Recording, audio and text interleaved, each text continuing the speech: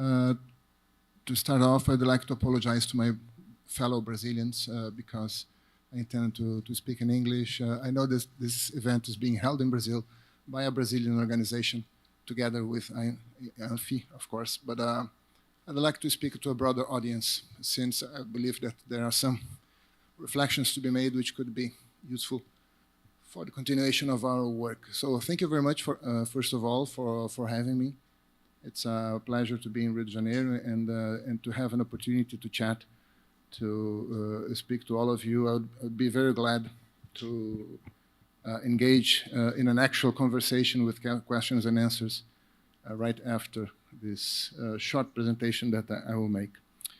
So, you have heard Minister Nisa Trindade present the priorities that Brazil has put forward for the Health Working Group of G20. Of course, we can dwell on them, but the discussion that I would like to suggest to you to put forward is one of a different kind, which is,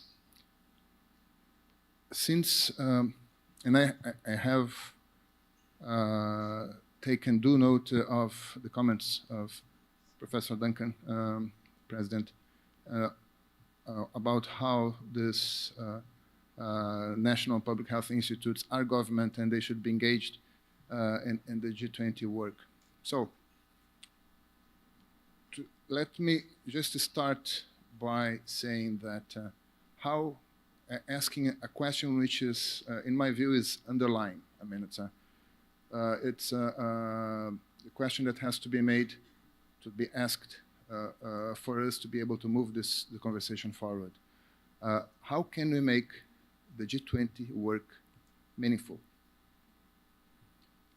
And by G20 work, I'm speaking, of course, of the work of the Health Working Group, not G20 as a whole. But how can we make it meaningful? That's not an obvious question.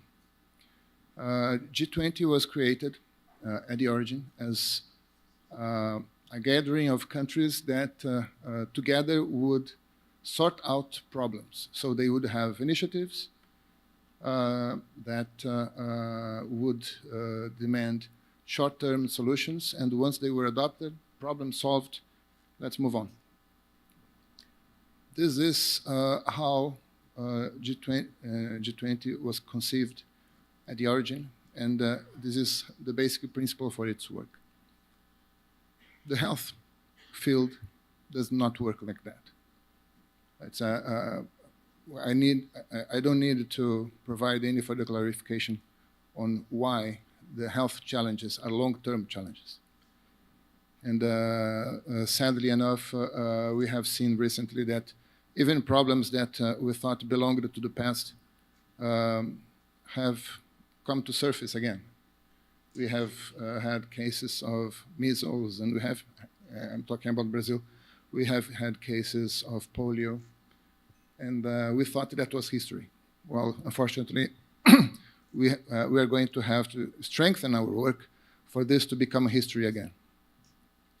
But how can we make the G20 work in the health field meaningful? And this, well, my first disclaimer is one option that is not on the table is to give up on the contribution that G20 could give. G20 has turned out to be so important. It's too big to be ignored. It's the nowadays, if you see, I had the chance to be in Gandhinagar last year for the health ministerial of G20, of the Indian presidency. And I could see for myself that the G20 is probably the second organization with the highest convening power. It's second only to the World Health Assembly. With the upside that, well, the WHO also has, that it convenes countries from the global north and from the global south. You don't have many fora like that.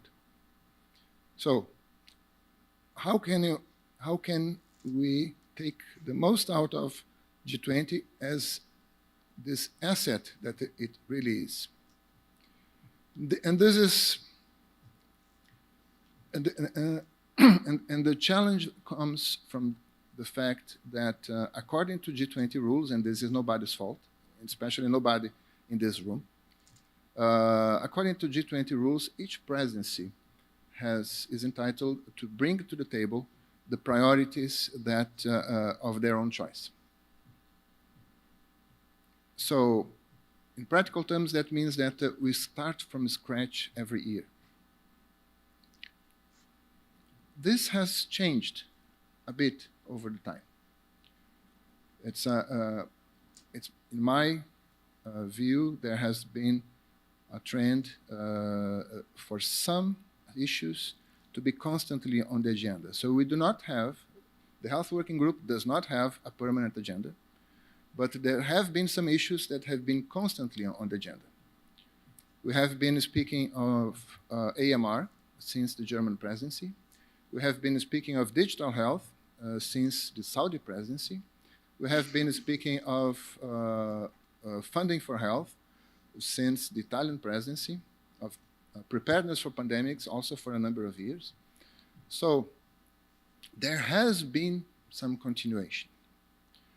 And of course, that does not mean that we are telling or that our friends from South Africa are limited in any way to choose their own priorities. But there have been a number of issues that are constantly on the agenda. So, and we have taken advantage of this. Brazil has taken advantage of this. We have taken India's priorities, and as I said to my predecessor, to the Indian Sherpa, we have given it a little bit of a Latin American flavor. So digital health is one of our priorities, as was in India. What else? Preparedness is a major priority. We just look at it from a different angle.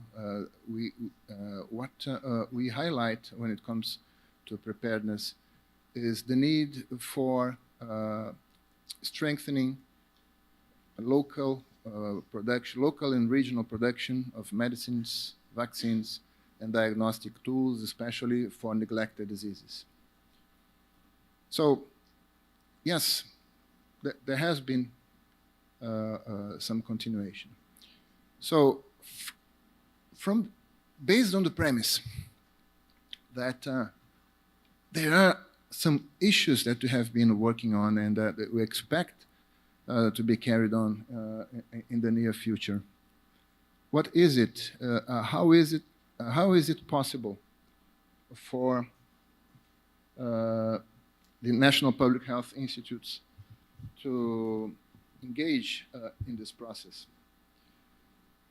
And I believe that the key aspect, I mean, the missing link to make this, to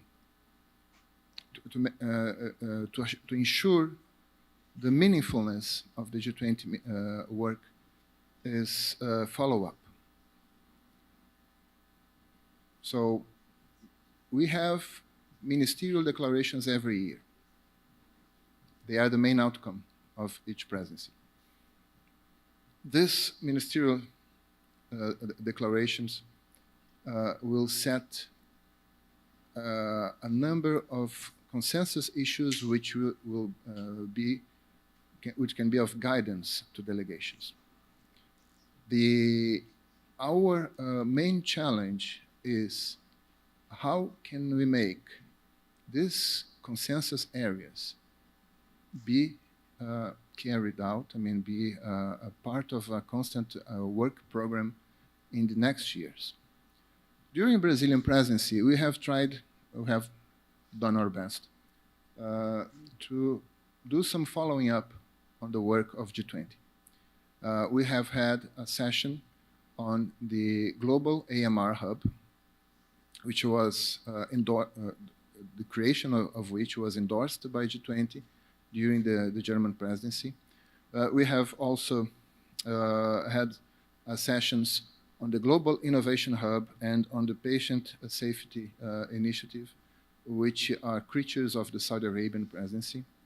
We are holding a pledging event for the pandemic fund with a view to it, hopefully, with a view to helping it fully fulfill its mandate thoroughly in the next few years. We have tried to make these creatures of former presidencies visible, and we tried to so that we can take stock of what the G20 has been doing. But then, besides that, what else can we do? As this, you know, how can we make, since G20 is, at the end of the day, a forum dedicated to international cooperation, how can we make it improve international cooperation? And this is where I believe that national public health institutes can come in. The consensus that we reached by the end of a presidency are consolidated in a ministerial declaration, which will, as I said, offer guidance to the work of governments, G20 members, and those countries that were invited and joined the discussions. It will also offer guidance to international organizations which participated in the debate. They were part of this agreement, they are part of this consensus, even though those that actually sign off on the declaration are G20 members. But if you take the example of the Brazilian presidency, we have some 30 international organizations around the table. The most prominent voices in the health field are at our table. And of course, these ministerial declarations also guide the cooperation between these governments and the international organizations. So this is the space, I mean, this is the opportunity that is on the table for national public health institutes, in my point of view. We should insert national public health institutes into this equation so that this declaration can offer guidance to the cooperation between governments and public health institutes, between public health institutes, between public health institutes and international organizations. And of course, you can also make it a tripartite cooperation scheme. That may help. That would definitely help. And it could be a way to make the what we've been doing at G20 meaningful and to have and allow it to have an impact on people's health around the globe. This is an important part of the Brazilian presidency, a principle that we have been following.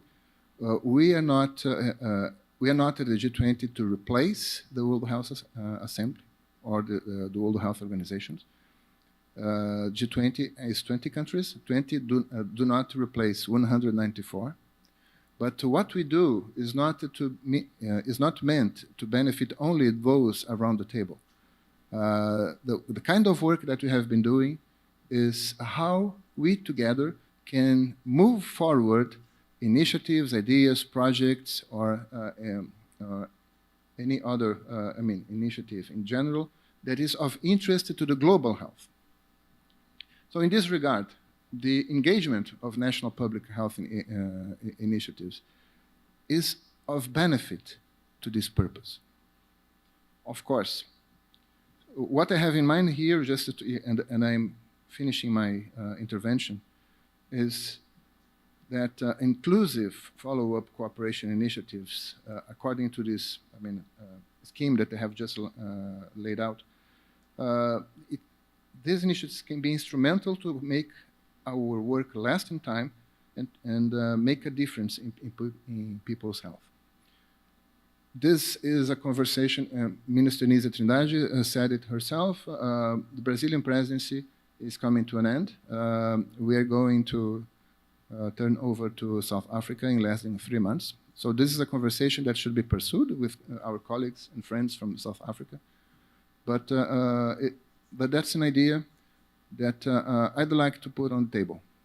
This is a different kind of conversation that we should be having, and which I believe is of interest, to all those involved, and especially to global health. So, again, thank you very much for having me, and I would be very glad to take questions and engage in a dialogue. Thank you.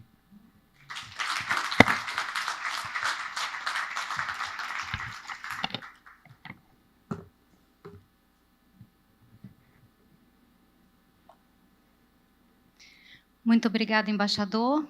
Convido o senhor a retomar o lugar na plateia. Nesse momento, daremos início à nossa sessão de painéis. Nosso primeiro painel, sob o tema Preparação e Resposta a Emergências de Saúde, será dividido em parte 1 e parte 2. A parte 1 tratará de rede global e perspectivas supranacionais. A parte 2 do painel acontecerá após o almoço e se debruçará sobre as perspectivas nacionais sobre institutos nacionais de saúde pública e emergências de saúde. A propósito, precisamos avisar que o almoço vai atrasar. A relatora do painel 1 será a doutora Tânia Fonseca, da Fiocruz. Nesse momento, teremos apresentações de 10 minutos, seguidas de debate aberto a público. Pedimos àqueles que desejarem participar que se manifestem oportunamente para que o microfone chegue em suas mãos. Doutora Tânia.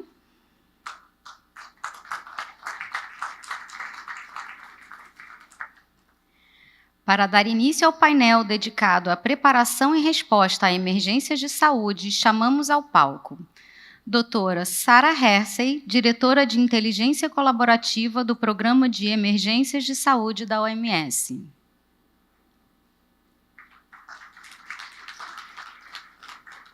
Chamamos também Dr. Haji Tajuddin, chefe da Divisão dos Institutos Nacionais de Saúde e Pesquisa do CDC África.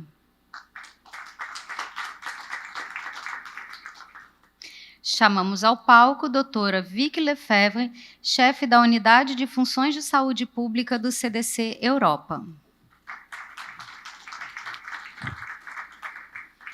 Chamamos também Dr. John Paul Clark, especialista líder em saúde do Fundo Pandêmico do Banco Mundial e consultor para o Fundo Pandêmico e Instalação de Financiamento Global.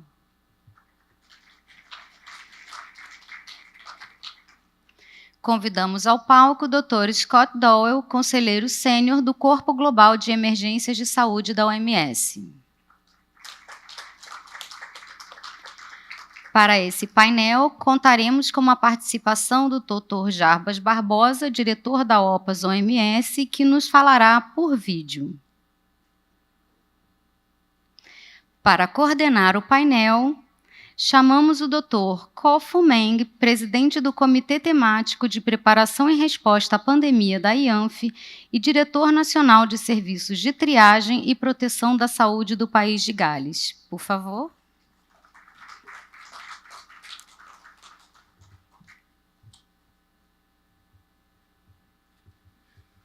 Obrigado e bom dia. Good morning, everyone. It's my honor and pleasure to be chairing this first panel to review our responses around pandemic preparedness. We've had the COVID pandemic, and that's taught us a lot of lessons around the world. We now have an Mpox emergency that we're also dealing with. And at this time, it's a really good time for us to learn from our pandemic response and also to consolidate our efforts across national public health institutes. And I'm really delighted to welcome 6 eminent speakers for this session. And the way we will coordinate the discussions is that from the presentations, we'll have a global understanding of how we connect with each other. We'll also have a supranational understanding from 3 regions. And then to sum up, we will have an overview of the pandemic fund and what opportunities there will be in the future, and also the importance of the global health emergency call. So without further ado, I'm going to invite Ms. Sarah Hersey to give the first presentation. Thank you, Sarah.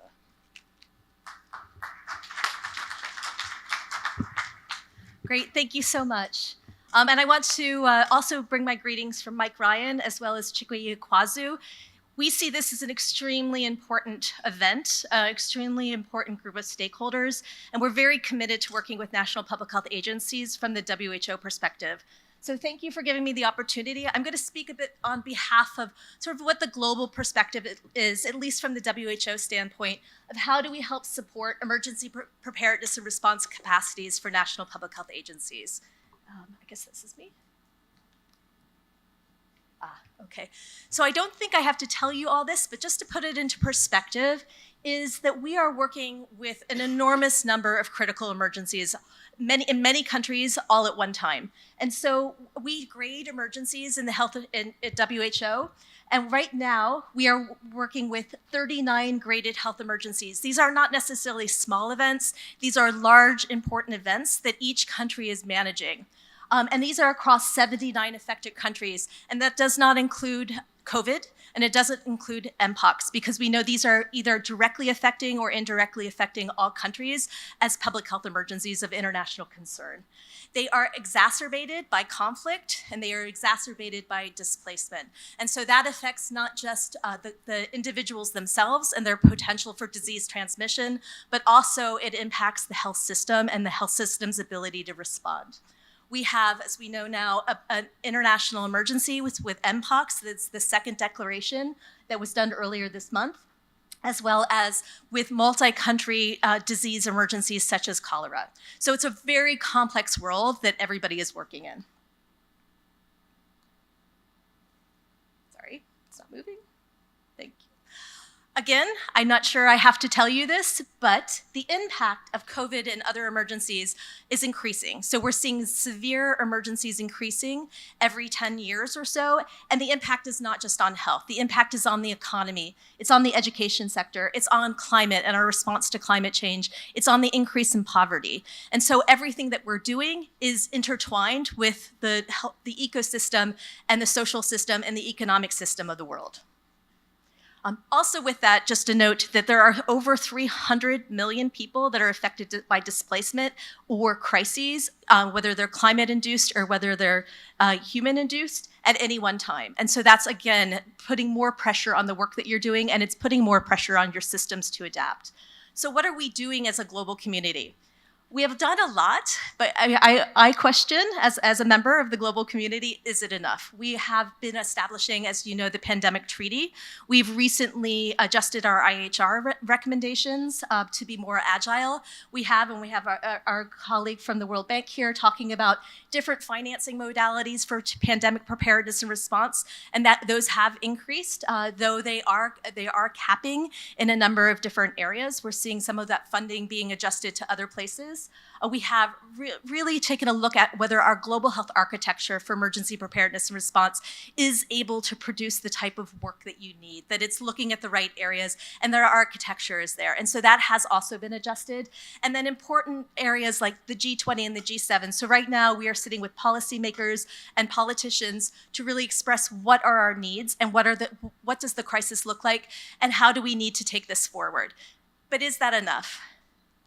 You know, a lot of the lessons learned that we found from COVID said, if we are to really prepare and respond, we have to be more agile, we have to be more resistant, and we need to be more collaborative.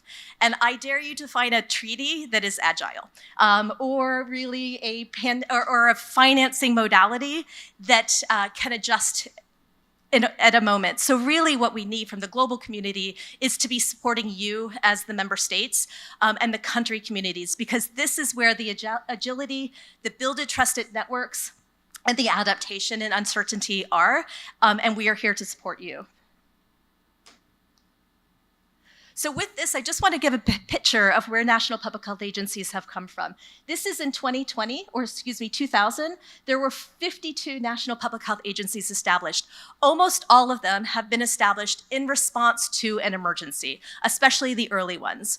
And now what we're seeing 20 years later is that the world looks like this. The blue are the ones that have been established by 2000, and by 2020, or 2024, excuse me, the yellows were either established, countries with established national public health agencies, or they were in establishment. It's sometimes a little bit difficult to determine when that is finalized. But I think it's really critical that if we actually put in the ones that were re-looking at whether their structures were fit to purpose, we'd see a lot of adjustment across this too. So the world is changing, and the recognition of national public health agencies is critical.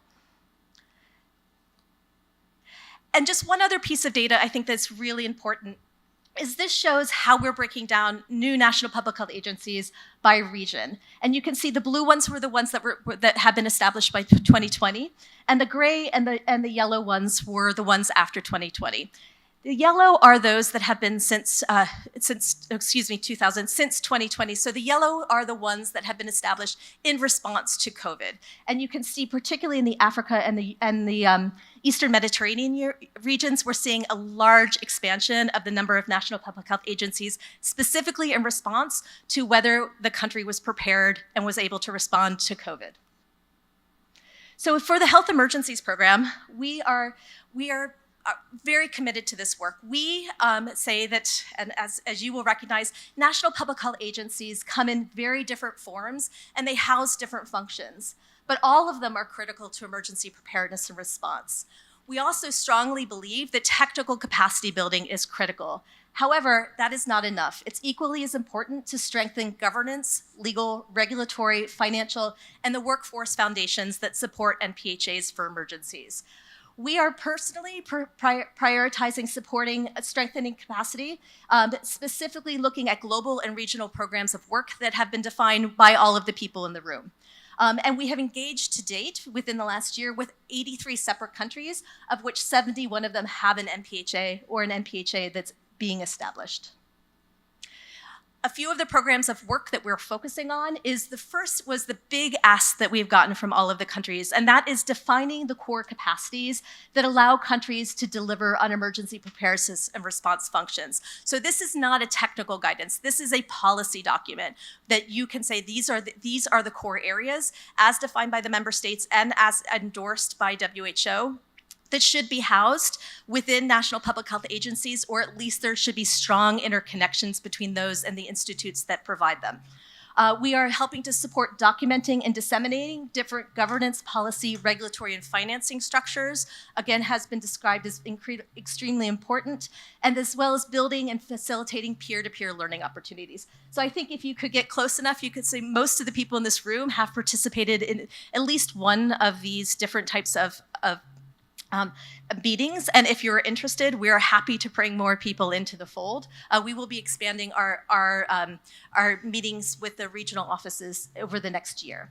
We are also looking at how do we build sustainable financing modalities, strengthening workforce development, including the required surge capacity, as well as developing needs-specific tools such as normative guidance. And I will just say, in consultation with national public health agencies, the one thing that they didn't ask for was more technical guidance. They were looking for, you were looking for, the foundational support that underpins the work that you do every day, particularly the governance and the financing.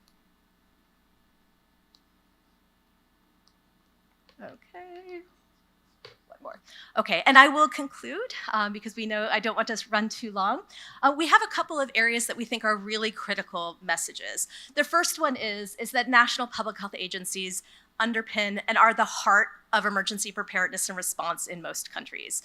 We recognize that from WHO. I think globally the world recognizes that, particularly as this meeting is being hosted by the G20 to express a lot of this importance.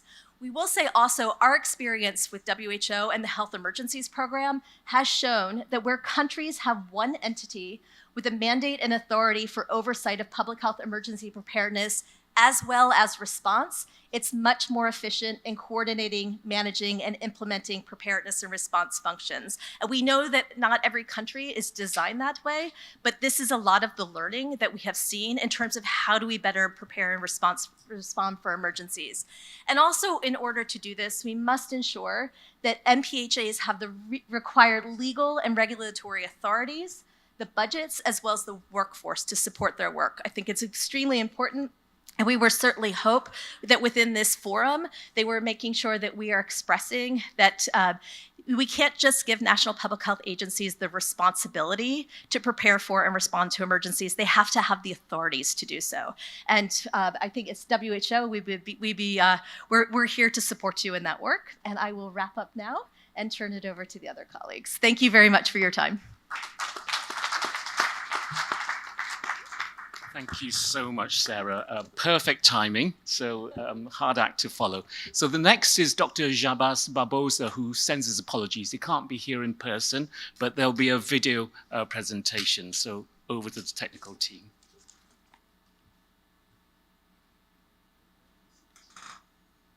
Distinguished colleagues and honorable members of the G20, it's an honor to address you today on behalf of the Pan American Health Organization, PAHO, as we convene to discuss the critical issue of preparedness and response to public health emergencies.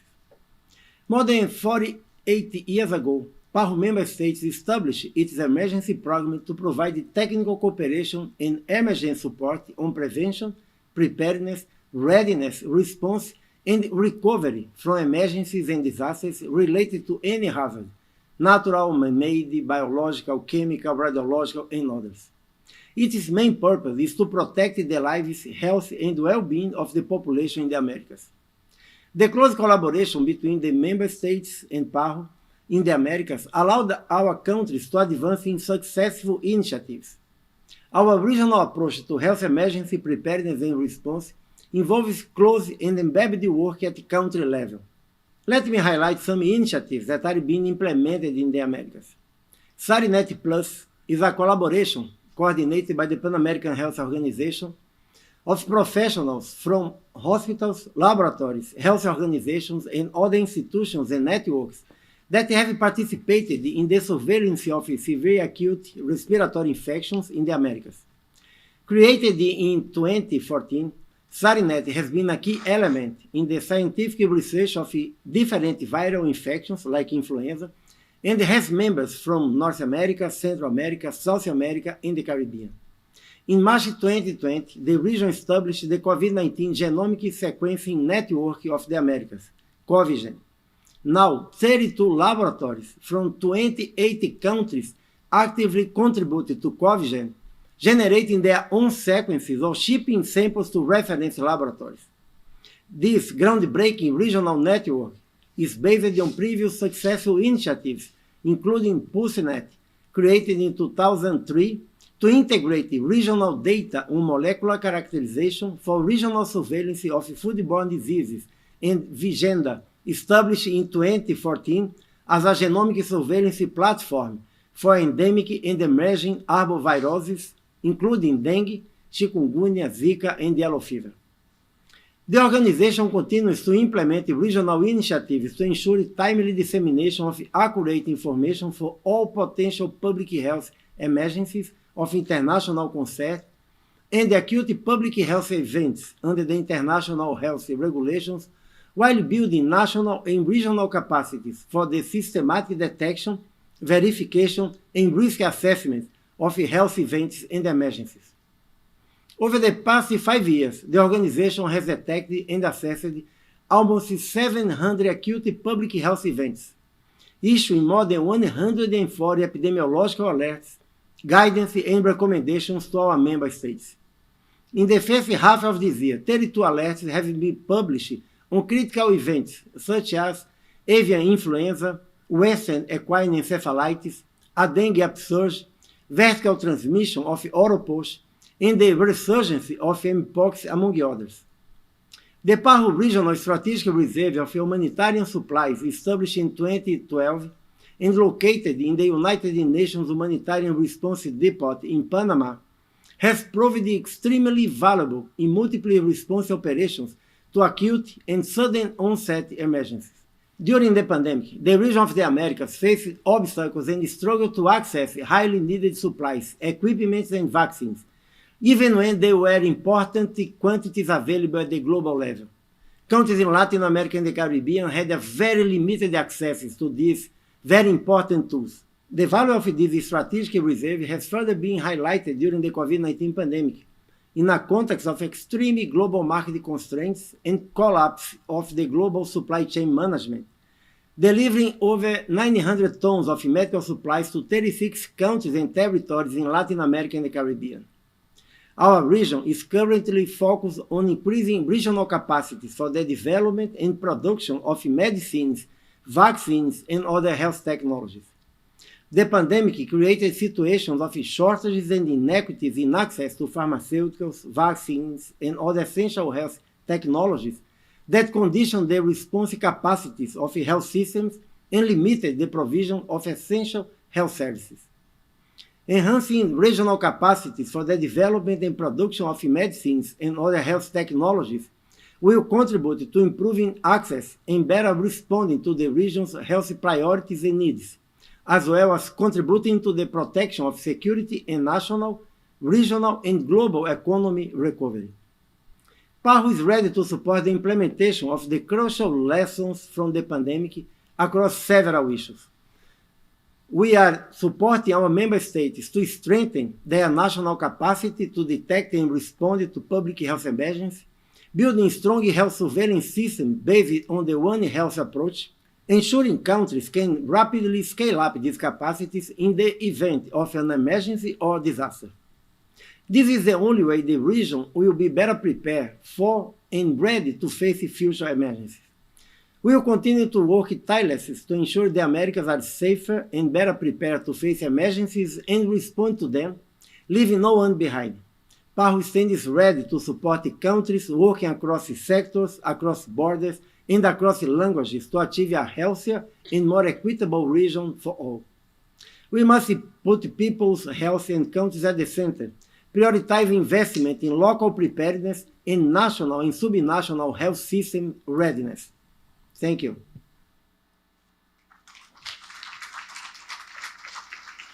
Thank you, Dr. Jarbas. Some really salient points coming out there. So next up is Dr. Raji Tajmuddin, who doesn't need any introduction, from Africa CDC.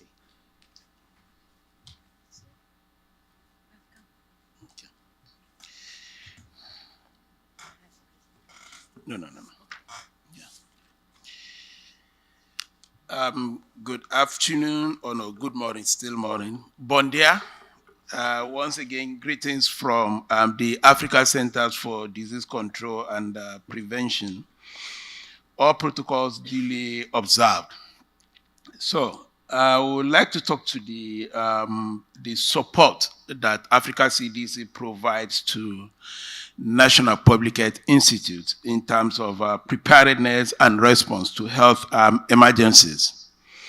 As outlined in my remark earlier on, our continent is facing recurrent outbreak of infectious diseases.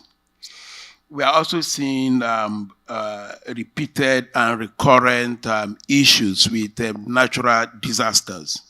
We've seen the way cholera decimated around 14 member states of ours as a result of the cyclone in the southern part of the continent. We have also seen a record increasing number of outbreaks, as far as the continent is concerned. For the past 4 to 5 years, we record nothing less than 100 outbreaks per year. And last year alone, we recorded 163 outbreaks. Having said that, let's go back to history. In 2013, our Foreign Affairs Minister called the Executive Council, met in Abuja in Nigeria to discuss issues around TB, malaria, and HIV/AIDS. And in that particular meeting, the current WHO Director General felt and moved the motion to establish the Africa CDC, as a way to coordinate the continental response to the repeated and recurrent outbreaks on the continent. So 2013, the motion was moved, it was proposed. Fast forward, 2014 to 2016, Ebola outbreak struck in West Africa. And we all saw the lack of coordination as far as the response to that Ebola outbreak was concerned. The lack of community engagement, and also the lack of allowing the member state to actually lead from the front. And these were all the reasons why Africa CDC was set up to address some of these issues. In 2016, our statute was approved, and fast forward 2017, Africa CDC was launched in Addis Ababa, Ethiopia. What is the operation model of Africa CDC? At the headquarters, we have in Addis Ababa, you have the headquarters. In each of the geopolitical region, we have what we call the Regional Coordinating Center. This is done in such a way that Africa CDC is as close as possible to the member state. That is one. And two, to allow for regional approach to any disease outbreak.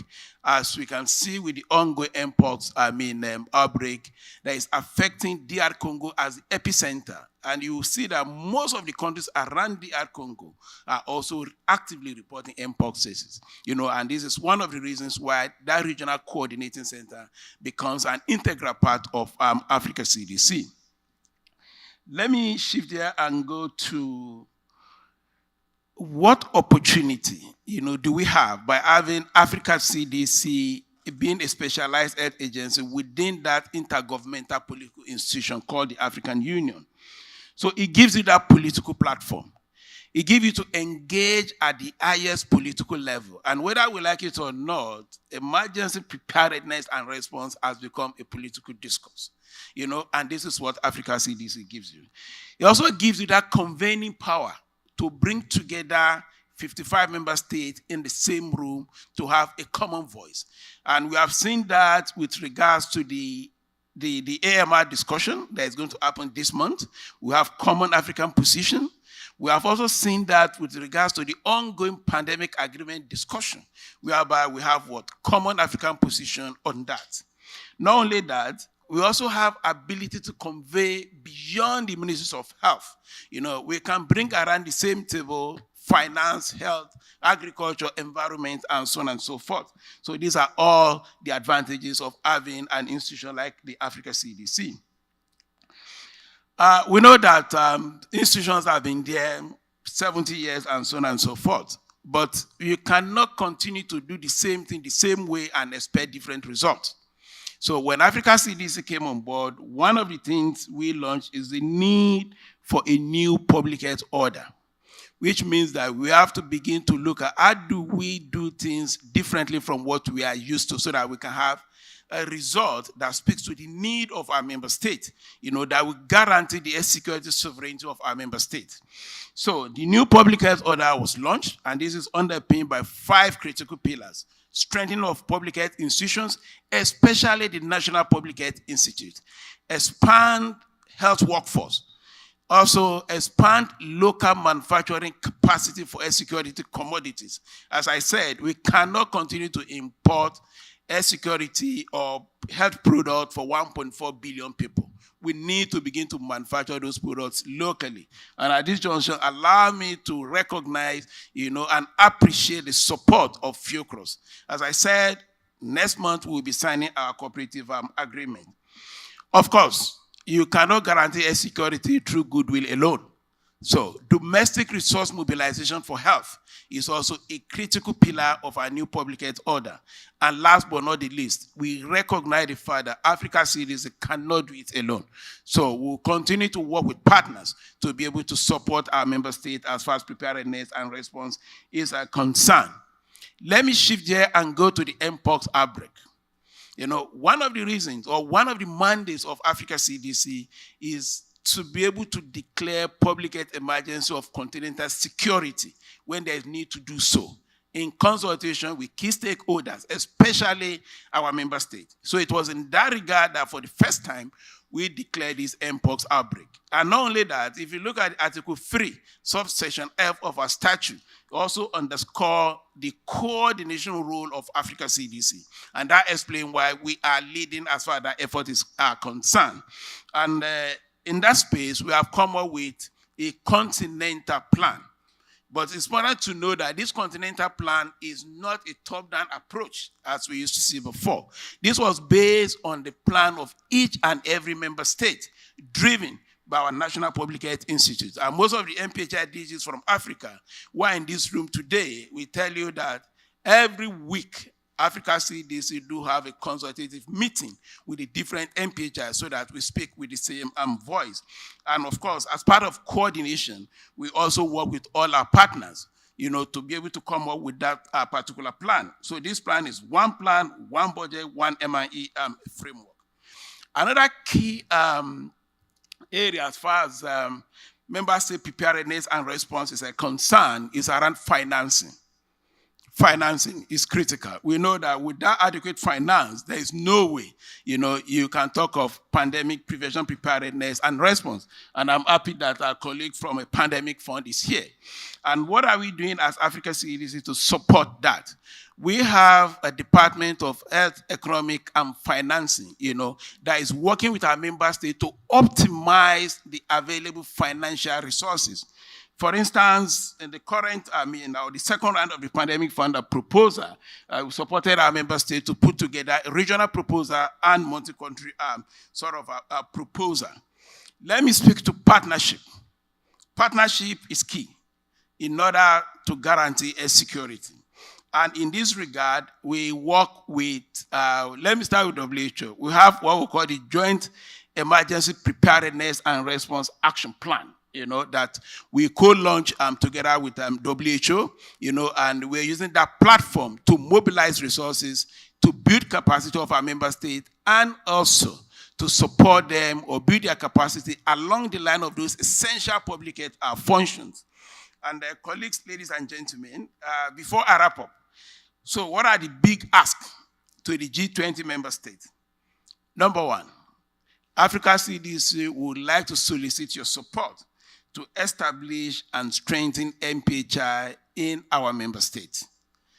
As I mentioned earlier on, we have 42 member states at varying stages of development, but only 23 of them are fully operational.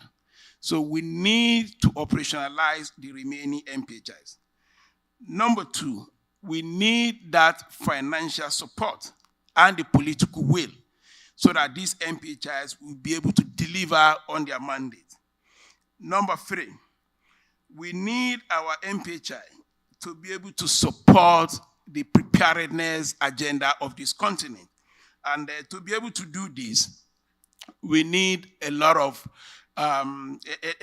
we need the appropriate governance to be in place for the NPHI to be able to support emergency preparedness and response.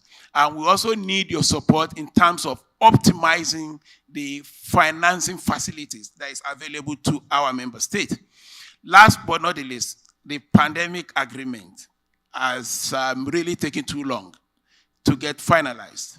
The continent has come up with a common African position, and we know that the G20 has critical role to play as far as that is concerned. So the plea here from Africa CDC is to solicit your support to have a proper, I repeat, a proper governance mechanism in place that speaks to equity. I repeat, that speaks to equity, when it comes to any infectious disease outbreak. We don't want to be seen to be at the back of the queue. We don't want to wait for what will trickle down in terms of access to medical countermeasure. So we want a sort of pandemic agreement. We want a governance mechanism, that will address equitable access to air security commodities. Thank you. Thank you very much. Some really, really important points there around coordination, governance. So our last supranational presentation is from Dr. Vicky Lefebvre from ECDC.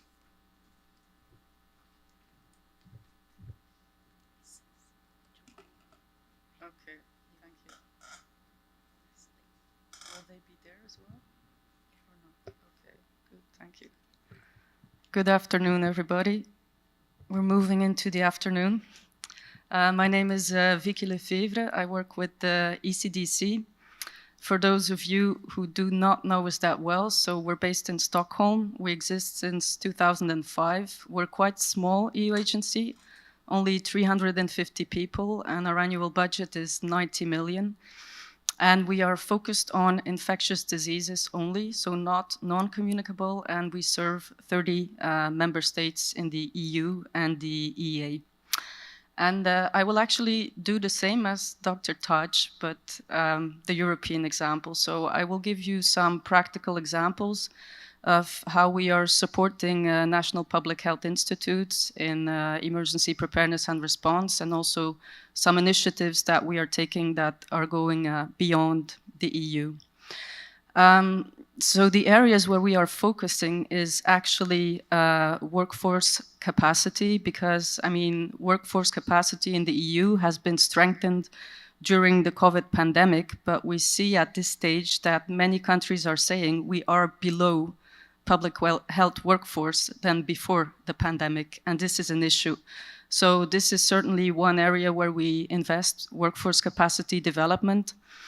And the main areas of focus are digitalization of surveillance, lab capacity building, and preparedness and response planning. And I want to thank the organizers, IANPHI and Fiocruz, for inviting us, and especially Anne-Catherine Viso, who said, Vicky, you have to come, so we do.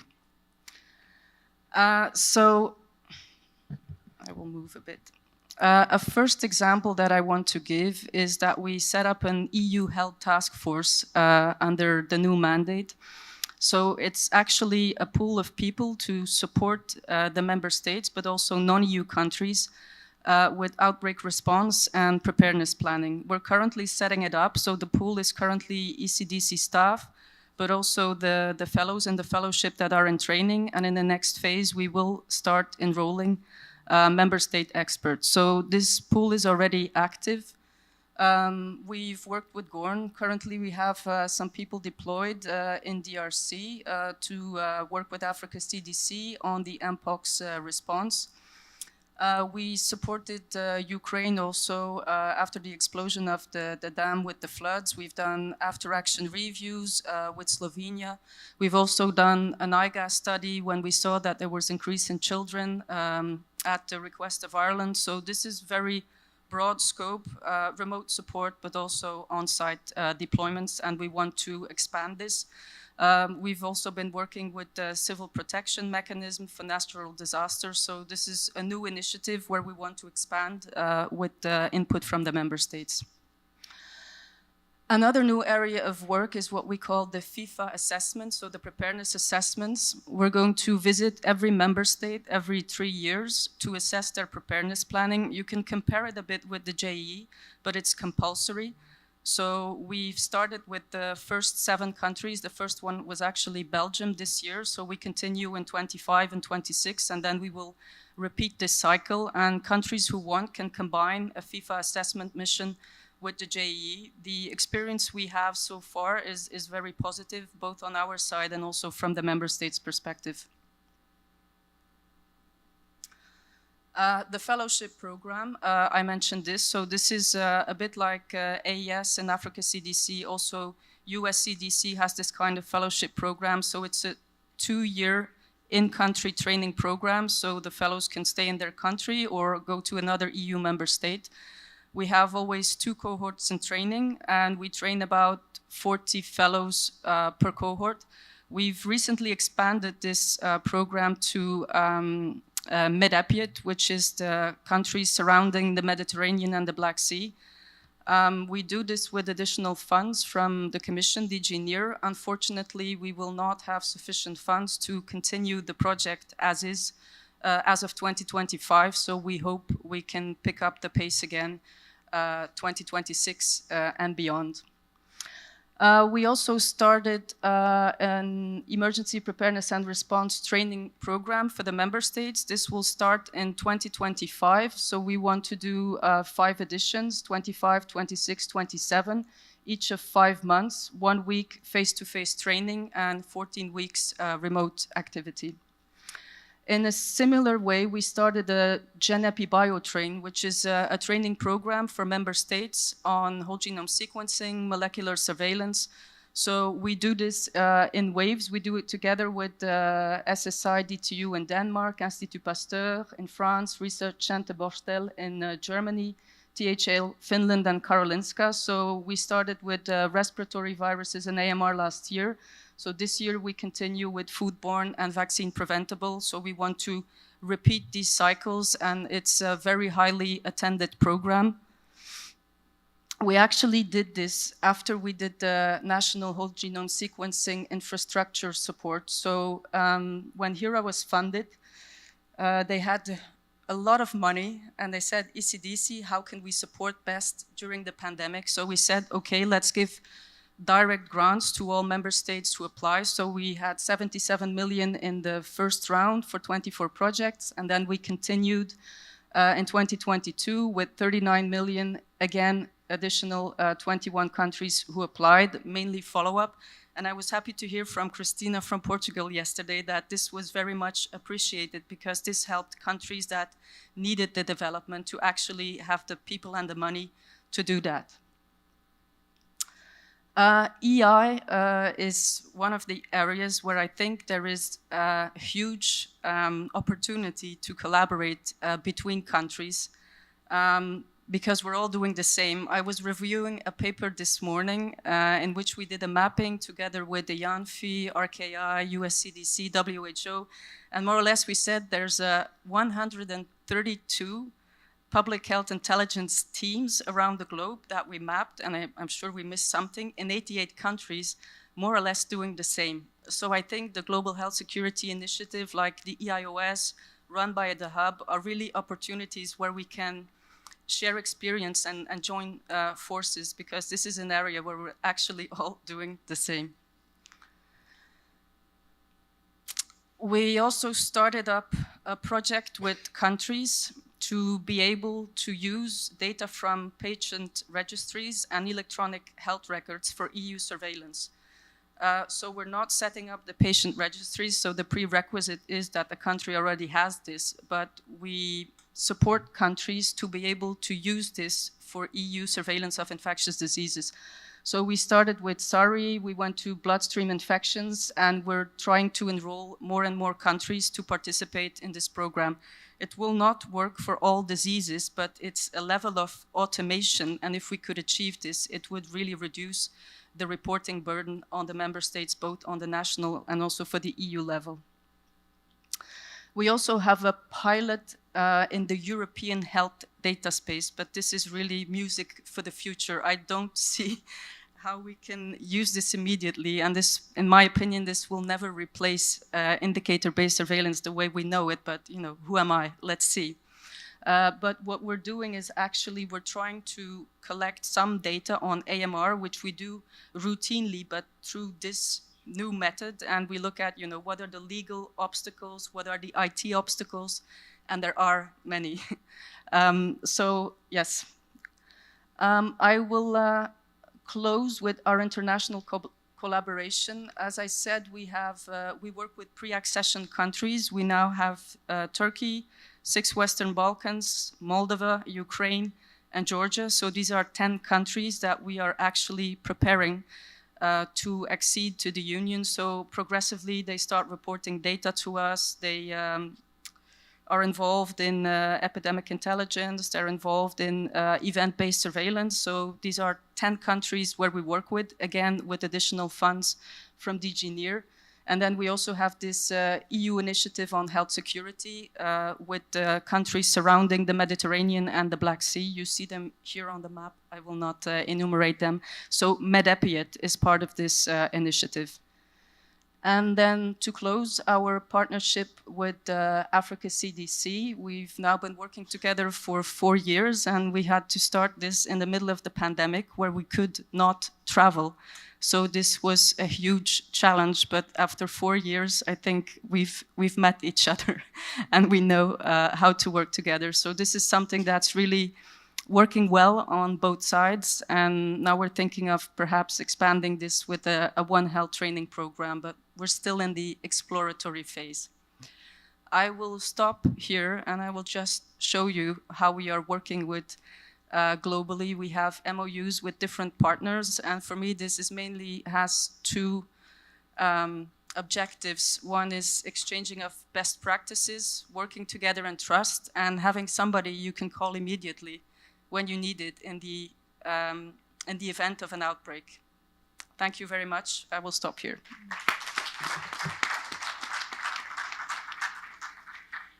Thank you very much, Vicky. It's really good to hear of the collaboration of supranational networks, because I think that's a key theme coming out of this. Without collaboration, there is no success.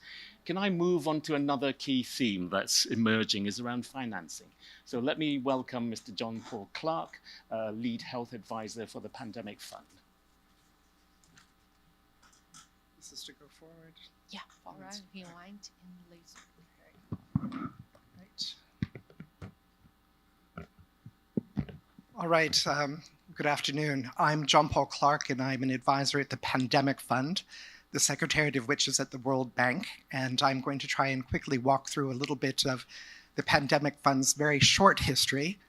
We've only been up and running for about 20 months at this point in time, and give you some perspectives on our new strategy and the way forward. So the purpose of this slide is basically to talk about the origin of the Pandemic Fund.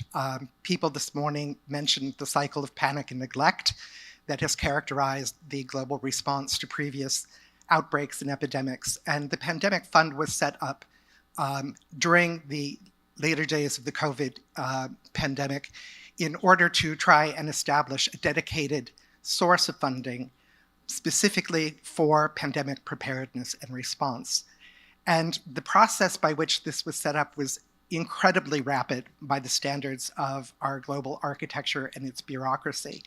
And you can see that we began in April of 2022 with the G20 in India, helping us kick off a process of approaching the World Bank to establish a financial intermediary fund, and that within less than a year, the Pandemic Fund was established.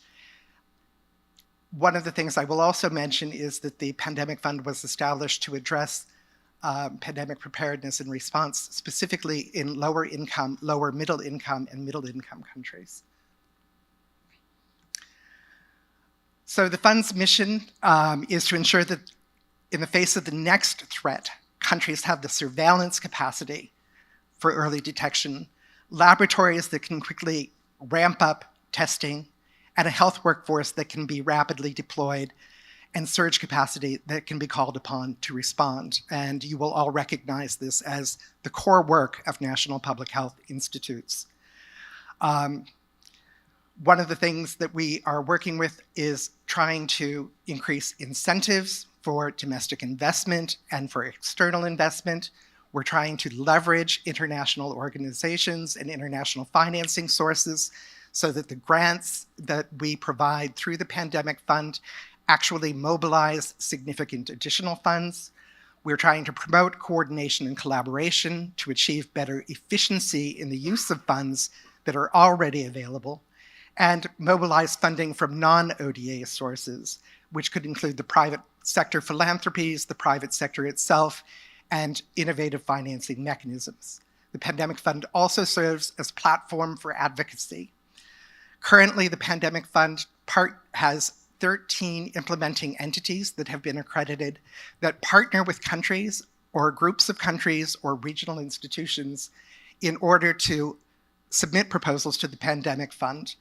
And these include the World Health Organization, the Global Fund, UNICEF, FAO, the World Organization for Animal Health, and many of the development banks at the regional and the global level, including the World Bank itself. In the first 18 months after we received the mandate to put the Pandemic Fund into place, we managed to, I think, accomplish quite a bit in a very short amount of time. We very quickly got our constituent documents in place, we got our architecture in place, our governance, our operational administrative procedures. We established a secretariat and a technical advisory panel. We raised over $2 billion in seed capital from 27 contributors. very quickly, but I do need to put that in context. The estimated amount that we need in order to address the gaps is on the order of $10 billion per year. So this is indeed seed capital. This is not an answer to all of the gaps and all of the needs that have been expressed. We have run a first round of financing, and about a year ago, a little bit more than a year ago, we awarded $338 million in grants under the first call for proposals. And in December of 2023, we launched the second call for proposals with an envelope of $500 million. We have also tried to establish a culture of learning and continuous improvement, and we have undertaken already an independent evaluation and review of the first round of proposals and the functioning of the technical advisory panel.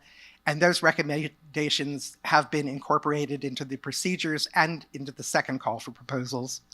And we have developed the Pandemic Fund's medium-term strategic plan, which is going to be the focus of my last few comments.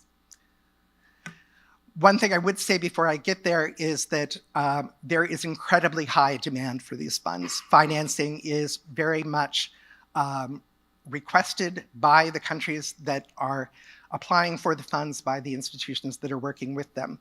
And in the first call for proposals, the dollar amount of the requests we received was 8 times the envelope that we had available to disperse. In the second round for proposals, which is being completed right now through the technical advisory panel, the amount that has been requested is 9 times the $500 million that we have currently available. Although I do want to say that the first round, we did have 19 successful grants that covered activities in 37 countries, the amount I've mentioned already, and the leveraging was $6 for every dollar that we awarded. So you have to take that $338 million and multiply that by 6 to really understand the amount and the volume of resources that came available through co-financing from organizations like the World Bank and through co-investment by organizations like the World Health Organization and others that are here on the podium. 75% of these grants went to low-income and low-middle-income countries, and a surprising and very heartwarming amount of projects that were approved included One Health approaches and activities related to antimicrobial resistance. So the Pandemic Fund Strategic Plan has as its impacted vision ambition that recipient countries and regional and global networks are better prepared to prevent, detect, contain, and rapidly respond to pandemics over the next 5 years. The high-level indicator to which the Pandemic Fund strategy holds us accountable is that the number of recipient countries and regional and global networks with improved pandemic prevention, preparedness, and response capacity increases. And much of the results framework of the Pandemic Fund is derived from and based in the indicators associated with the International Health Regulations 2005, the JEE, the SPAR, and the PVS pathway in the context of One Health and veterinary services. There are 3 particular value add that we feel are associated with the Pandemic Fund. I won't go into the detail, but filling capacity gaps is one of those. Fostering coordination is the second, and mobilizing additive investment through this co-financing and co-investing strategies is the third. Now, when we come to national public health institutes, I want to emphasize that in the Pandemic Fund strategy for the next 5 years, this strategy is meant to be a living document, and it will adjust to changing needs. It will adjust to changes in the policy and environment and the global architecture for pandemic preparedness and response. As we know, we're still under negotiation for the pandemic agreement, but we have 3 programmatic priorities which we have maintained since the beginning: surveillance, laboratory systems, and health workforce. But what is new in this strategy is a commitment to investing in cross-cutting enablers. And those cross-cutting enablers include national public health institutes and the regional and global networks, organizations, and hubs that they comprise. There are also 4 underlying themes that are associated with the Pandemic Fund Strategic Plan, which include One Health, looking at the intersection of animal, human, and ecosystems, community engagement, gender equality, and health equity. The Pandemic Fund strategy also covers the areas of resource mobilization, collaboration, coordination, and cooperation, and governance and stakeholder investment. I will not go into that in depth, but I do want to say about resource allocation that currently we have been doing large competitive grant calls or calls for proposals. And in future, we will have hopefully other options depending on our funding envelope that could include targeted calls for specific issues or specific types of capacity building, or could include, hopefully in the future, co-creation and co-investment with potential recipients of funds. Looking ahead, the fund is really poised to bridge the capacity gaps, strengthen partnerships, and attract investment to amplify the impact. But in order to maintain this momentum, we are going to need additional financing. We are going to need a good approach to resource mobilization that involves both traditional donors and innovative financing. And we need new partnerships. And we're very pleased that the G20 presidency of Brazil has offered to host our resource mobilization event, the pledging event, which will take here in Rio de Janeiro in October. Thank you.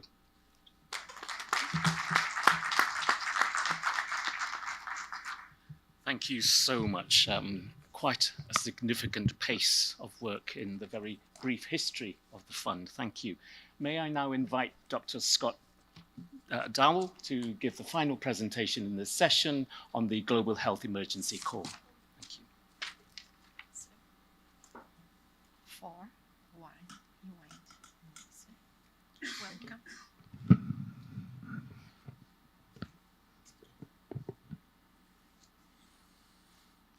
It's so nice to be here with so many old friends, see some familiar faces. My task in this last presentation is to give you an update on the Global Health Emergency Corps. I say an update because so many of you out there have been working with us on the Global Health Emergency Corps now for more than a year. For some of you, it's new, so I'll cover some new aspects as well. My 2 themes for this talk are collaboration and equity.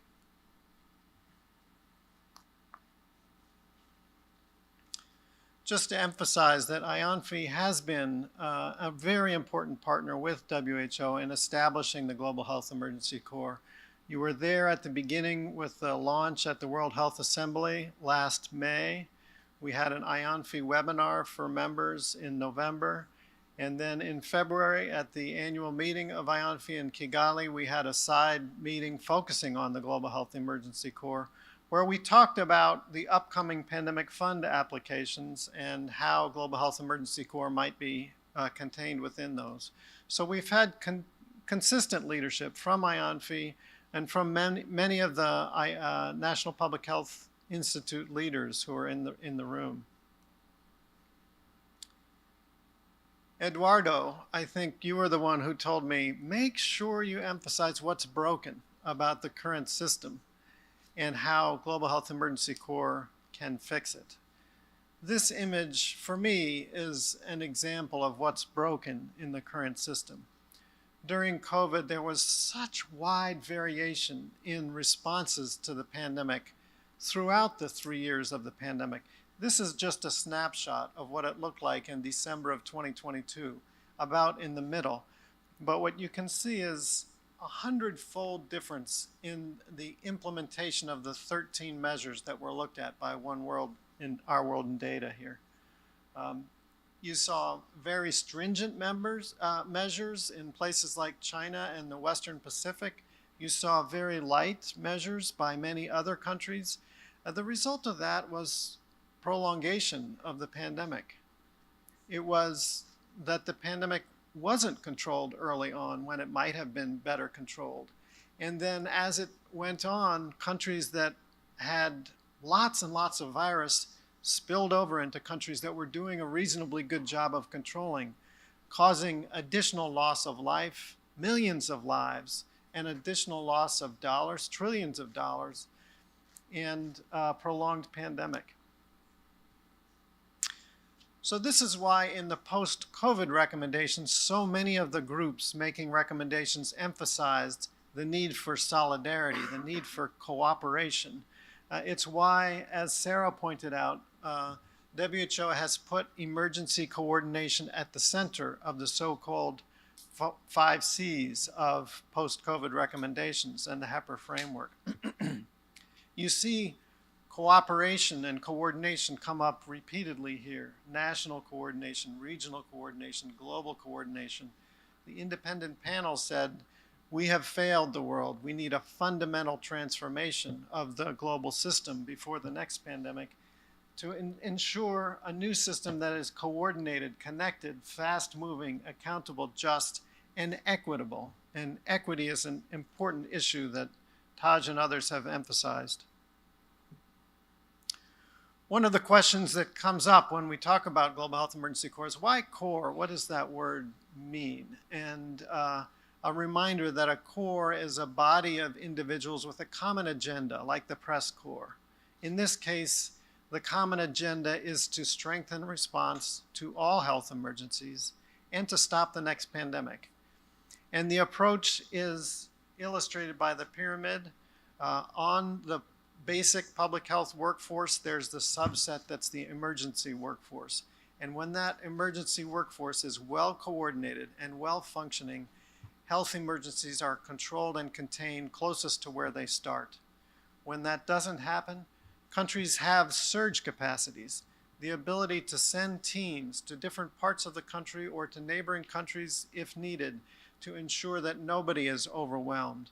And finally, in the event of a global emergency, we have connected leaders, the leaders of national public health institutes, many of you in this room who can connect easily and regularly with your counterparts around the world, share expertise, share best practices, what's working and what doesn't work. We emphasize that this is not a pandemic workforce that comes into countries from Geneva. This is a set of triangles, workforces that are in every single country. Every country has a global health emergency corps component, and we recognize national sovereignty. Decisions on what to do about the next pandemic will always rest with country governments. They will always do what's best for their own citizens. But when necessary, it's important that countries can work together. And that's where the coordination comes in. So where does coordination come from? Well, first it comes from the well-established networks that are already out there. IANPHI, GORN, EMTs, and others. You've heard about some of the new and important regional collaborations that are happening right now, a process that's to be celebrated and encouraged. And in some cases, it's necessary to work together as an entire planet. When there's a pandemic, it can't be solved by one country. It can't be solved by one region. We need to have a way for regions and countries to work together. So a quick word on progress. Since we last met in 2024, we've had, I won't expect you to read all of the fine print here, but we've seen progress in each of the 3 areas: strategic alignment and collaboration at the global level, with establishment of the GHEC Secretariat at WHO and various working groups, with establishment of the GHEC Design Group that several of you are helping with, to put flesh on the bones of the GHEC concept and to make sure that that's detailed out by the end of this year. We've seen supportive language included now in the IHR revisions and in the pandemic accord. And at regional level, we're beginning to see acceptance and adaptation. There's room for further progress in that area, but we have established secretariats at each of the 6 WHO regional offices and beginning to adapt the framework to the specific regional circumstances in those regions. And finally, we're beginning to see leadership and ownership at national level. One of the things that has been clear to me in seeing the applications for the pandemic fund, and John Paul mentioned that some of the applications name WHO as the implementing entity, and for those, I think 60 or so, we have visibility on the budgets. And in those, the Global Health Emergency Corps 3 levels are named repeatedly. More than 40 countries asked for support for Global Health Emergency Corps related workforce support in each of the areas, in the emergency workforce, in the surge deployment, and in connecting the leaders. A total of more than $300 million worth of demand out there for these elements. So it's clear that countries see the need for this workforce support and are moving forward on that. We expect to see further progress in the coming months, and in all of those areas. One of the areas is connecting those leaders. We just had a call, as one example, last week, connecting leaders together to talk about the influenza A H5N1 situation. It was an opportunity for leaders to get together and share best practices, to hear what's working, and especially from people on the front lines, like the US working on the cattle situation, from Finland, who's leading on the vaccination of mink farmers and other workers. So an opportunity really for the leaders to connect with each other, share best practices, and make progress. I'll end with just 2 thoughts on interventions the G20 health ministers may consider. First, around solidarity. Agree to act in solidarity against health emergencies by applying this common GHEC framework and engaging national public health agencies. This is very much in line with Brazil's prioritization of collective health.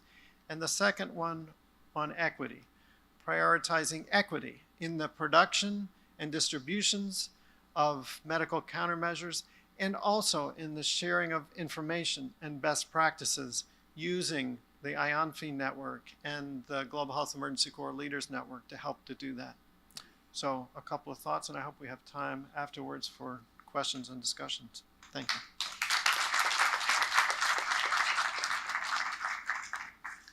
Thank you very, very much, Scott, for that update on the progress of the GHEC. And thank you to all speakers for your contribution, and thank you to sticking to time.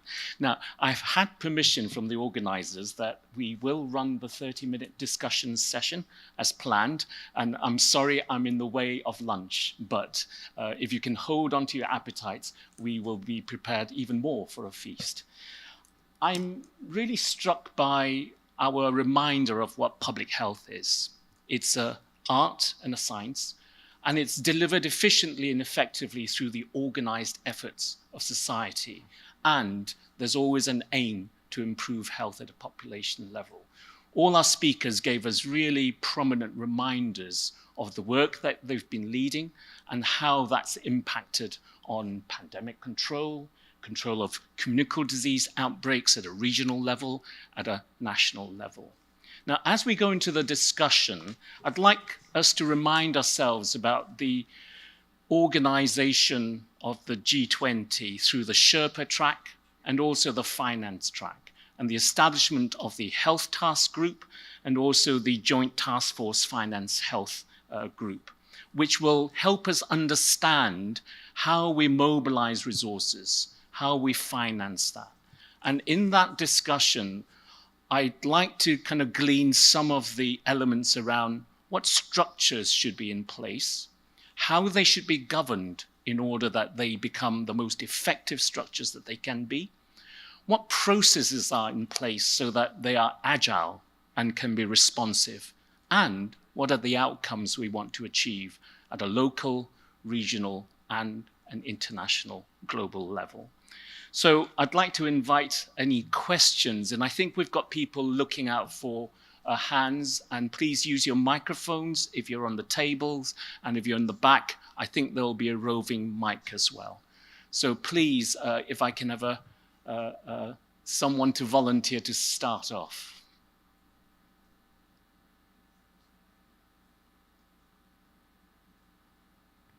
And people who know me well know that I'm very comfortable with silence. So, we have a hand.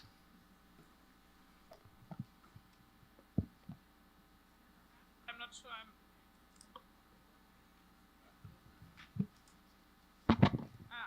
Okay. So, good. I'll just start us off. So I think, first of all, congratulations to, I think, every initiative on the panel, because I think what really strikes me is the amazing progress, right, that has been delivered within the space of, I mean, sometimes even just a year or 2 years. So for me, I guess it's a collective question of how we can, because we're all faced by certain constraints or contractions in the budgets. And each of the initiatives presented is so worthy, I think, and has shown in a short time how much leverage or how much track we can generate in the energy that is in this sort of collective sphere where we are.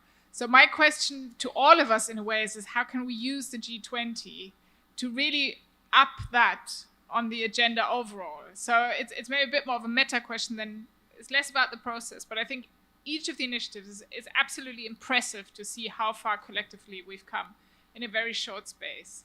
So how can we use the G20 in a way that really leverages or mobilizes the resources that we need to take the next step for each of these fantastic initiatives? Thank you. Great, thank you for the question. And may I invite our speakers perhaps to answer in turn. From you, Sarah, first? Thank you. Sure, happy to. Am I on? Yes. Okay, great.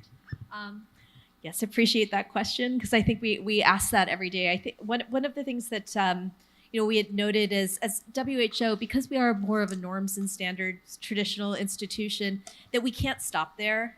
We can't stop with guidance, normative guidance, without providing support for institutional capacity to take that forward. And I think that is one of the things that we have been trying to shift in our thinking, is what does institutional capacity look like? And you can't take that forward without financing.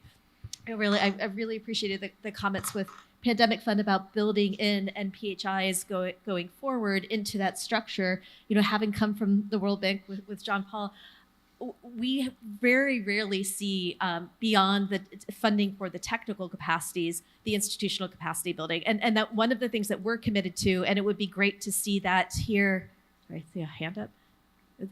It would be great to see that here with the conversation, is how do we leverage the advocacy in this room to not just provide financing for a specific project or for a specific technical package, but how are we providing financing to the institutions themselves that have to deliver on that? And I think that as a collective commitment would go a long way. We're, as an institution, here to help support the elements that we can. Can we set principles for how we support surveillance financing? Can we bring donors around the table to move forward on an investment case or an advocacy case? But we certainly can't do everything. So I do think this is the opportunity for sort of that collective agreement to what we will move forward.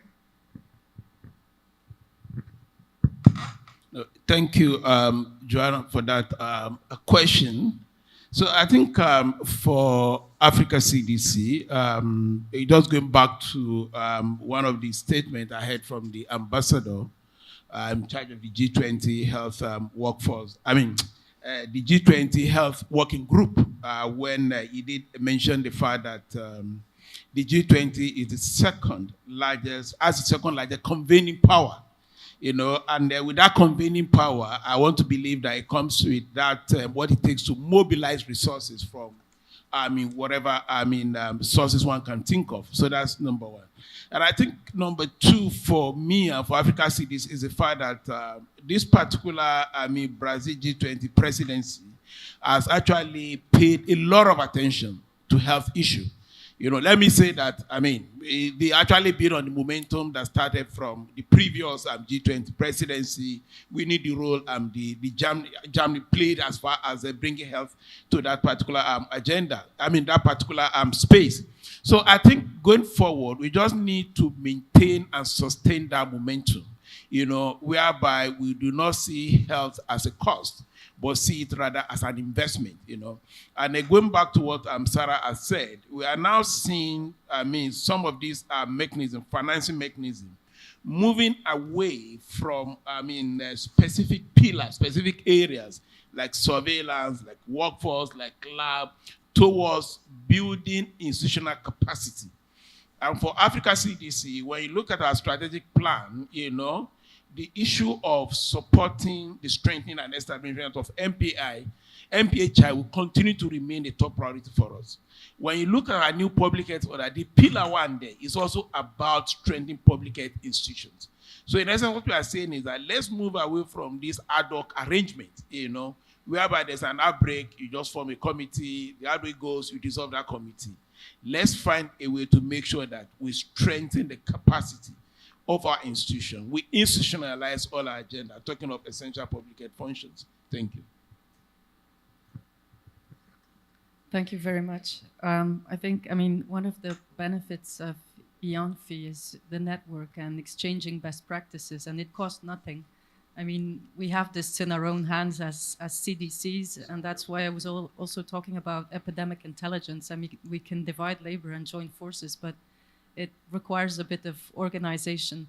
In terms of putting this high on the political agenda for the EU, I think, of course, a G20 statement can, of course, keep the momentum and bring this higher on the political agenda also for the EU. Of course, us in terms of funding, and it's the same in many member states, we are completely dependent on the EU funds. We cannot have any external funds. So yeah, if this can bring it higher on the EU political agenda, I think this is what we need from this.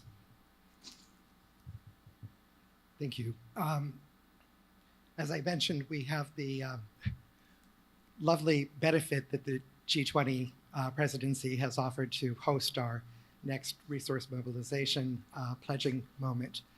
But that's not what I really want to talk about. What I really want to talk about is it's very important to recognize that in the current financing environment, all of the different worthy initiatives that are out there, we're all looking for funding. And what we have to try to avoid is competing with each other and trying to one-up each other, going for the same money. What we have to do is reinforce each other's messages, because it's not investing in one or the other of us that is going to take us where we need to be. It's investing in the entire package of organizations and initiatives that are addressing these challenges.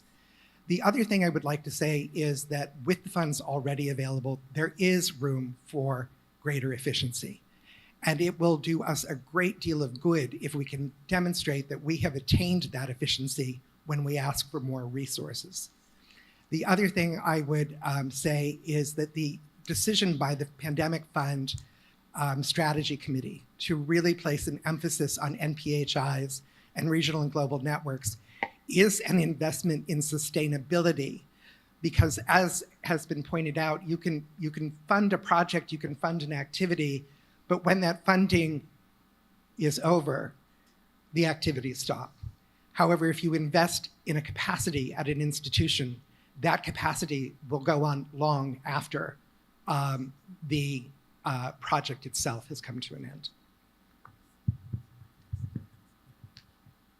So I want to just fully agree with what's been said and add one word, which is coherence. I think public health funding is always small funding, always at the end of the line, but a pandemic, as is clear to all of the big donors in the G20, is a $1 trillion problem. And so John Paul's $10 billion per year is easily justifiable if we have a coherent answer. And it goes to what John Paul and others are saying. If we go forward with a bunch of one-off projects, specific requests, different ideas, sounding to be different, even if they're the same concept, we get nowhere. We have to have a coherent message that big donor countries perceive to be the answer to the $1 trillion problem, and then the amounts of money that we need are easily achievable. Thank you, panelists, and thank you, Joanna, for raising that really important and pertinent question. Now, we have 3 questions from the floor so far, but please continue to raise your hands if you want to come in. First of all, down here below, please, can you introduce yourself? Good morning, Felix Rosenberg from Fiocruz. I fully agree with the priority in supporting and strengthening existing structures within the countries, particularly NPHIs, instead of creating new structures, because they are more resilient and they have to be strengthened. My question is about a very low priority I have felt within the discussion of preparedness for emergencies in supporting the universal access or coverage to national health systems, which are in most of the poor countries and weak countries are weak systems. And very particularly, what do you think about primary health care, the role of primary health care in emergency preparedness? Because I don't see this discussion being put forward. And I think that is where preparedness should start. Thank you. Thank you for that, Felix. Really, really good question about operational ability. I'm going to start with maybe the regional entities. Maybe if I can ask Raj to share your reflections on the role of primary care, please. No, thank you for that question. And I think before we started the session this morning, I think one of seasoned experts in the room actually did ask me that same question, that Taj, I didn't see primary health care featuring anywhere on this agenda. So thank you for bringing that up. Now, for Africa CDC and for a lot of our partners in the room, I think we all believe that every outbreak begins and ends in the community. You know, therefore, the role of primary health care is very clear. You know, without primary health care, we are not going anywhere. And what we are doing at Africa CDC is to put a lot of emphasis around community health system. You know, and for those of us who have been following what Africa CDC is doing, you know that as far back as 2017, we have this declaration, this decision from our head of state and government to recruit and deploy 2 million community health workers. You know, and what informed that number 2 million is that for every 500 to 600 people on the continent, you have 1 trained community health worker. You know, so Africa CDC is leading from the front to make sure that we are able to implement that decision. So that's number 1. Number 2, we know that for us to be able to strengthen the primary healthcare system, we need digitization, we need connectivity, and we also need to power those primary healthcare. So the PHC digitization, connectivity, solarization agenda is one of the key priorities of Africa CDC, and we are working with partners like UNICEF, you know, to make sure that we support our member state as far as that space is concerned. Number 3, beyond the community health workforce, we're also supporting member states around the training, that's frontline field epidemiology training program, you know, so that we are training people in the community at the primary health care level so that they're able to stay there.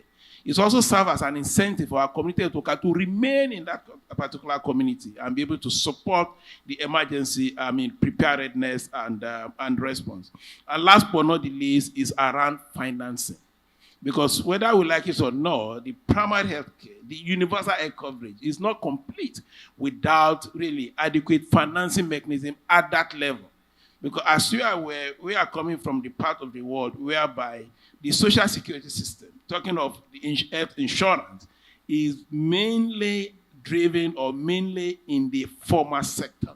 When you get to the community, you are talking of the largely informal sector. So we need to find a way to customize some sort of social security system at that level. And our health, economic, and financing team are actually working on that with a couple of our member states. Let me stop here. Thank you. Great, thank you. Vicky, did you want to come in there? Yeah, maybe briefly, because this is mainly member state competence, so perhaps some of the countries would like to respond as well.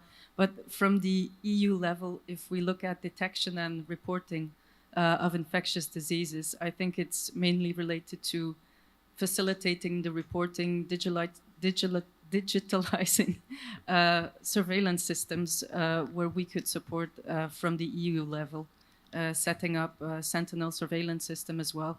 But I think if it comes to training of primary and secondary healthcare, this is member state competence.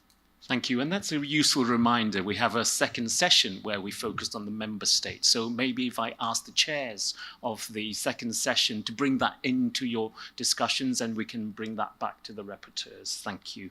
Now, may I then move to Shiva at the back there for this next question?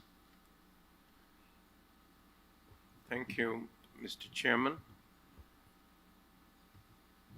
Excellent presentations, and I just want to reflect back a little bit on the introduction by Ambassador Alexandra Ghisleni. Excellent introduction, and I think a lot of his words resonate with all of us as we prepare forward. Also the words of the Director General of WHO and the words he mentioned, I think we should reflect back. The point I would like to make is there is a need for a bit of a balance in global health, global economics, global social interactions. And I think Brazil is well placed to lead that change globally. Its social framework, its political frameworks, and it has two legacies which it can leave for the world. One is universal health system. That's a very unique system which is there here, which also extends into the UK as well as other countries, the universal health system. The second one is the Fiocruz. I think it's the largest public health institution in the world. It's a very powerful institution, but it's not a centralized institution. It has its roots on the ground. And that's what I would say is a lot of global health, which we have heard today, doesn't start from the districts and from the ground. That's one of our problems which we have with a lot of supranational efforts. They have to start from the ground. So I think the legacy from Brazil is going to be universal health systems, which is very important today in South Africa and most of Africa. And the other one is national public health institutes. So I think that's a big legacy with a social front, which comes from the ground, which is primary health care. You heard Dr. Tedros, he has created a special program of primary health care, but he's waiting for all of us to take it forward. So I think I will leave it there, and with some questions. Why have we, after 20 years of lots of financing from the Global Fund, from Gavi, now the Pandemic Fund, the World Bank Health Financing Facility, we are not going to reach the SDG targets, especially in Africa. And not so only in Africa, but also in Asia and many countries in South Africa, in Southern America. Why are we not able to deliver basic access to services? We have to ask the question with all the money, all the expertise, all the technology. And then the second question is, why we have the old infectious disease outbreaks still coming back, plus new ones, and we have serious NCD outbreaks. Why? Which we are not even addressing. Diabetes, hypertension. We have to realize we have a system and institution failures which has been exposed by COVID. And I think we need to address those and learn from that and build forward. But I think Brazil has a very powerful position here over the next year or two to hand over the torch to South Africa and onwards. Thank you. Thank you, Shiva. That's an incredibly powerful intervention. Thank you. And we're going to take those questions as rhetorical questions and maybe food for our collective thoughts, and maybe ask Tanya to reflect that in the reporting back. Now, I'm conscious of time, and I'll take two more questions, one from Tiago. If it's a question or an intervention, please. Yes, can you hear me? Yeah, thank you so much. I'm Tiago Correia from the Lisbon Institute of Hygiene and Tropical Medicine. And my question builds on the first question, and actually something that Paul Clark said so brilliantly in my view.